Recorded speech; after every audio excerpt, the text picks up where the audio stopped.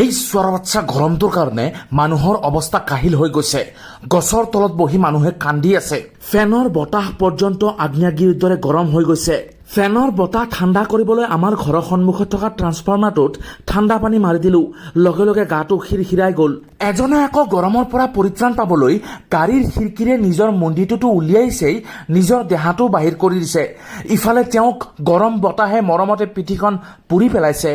গৰমে এজনক আকৌ মূৰত ধৰিছে। বেচেৰাটো পাগল হ'ল, আবুল তাবুল বকি আছে। প্ৰচণ্ড গৰমত জিম মাৰাৰ ফলত এজনৰ মাথা দি ধোঁৱা ওলাল আৰু গোটেই চুলিবিলাক সৰি থাকিল।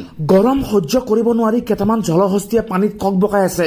পানী পৰ্যন্ত গৰম হৈ গৈছে। প্ৰচণ্ড গৰমৰ ফলত ভালুকেও ঘাঁহ খোৱা আৰম্ভ কৰিছে।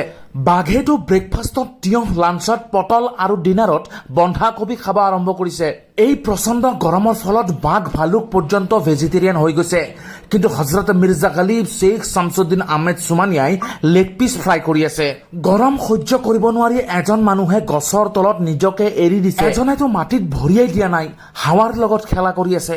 এই গেলা গৰম সহ্য কৰিব নোৱাৰি ময়ো পৃথিৱীৰ ইপাৰ সিপাৰ হোৱাকৈ এটা সুৰংগ খান্দিলো আৰু সিপাৰ গৈ ইউৰোপ মহাদেশ ওলালো।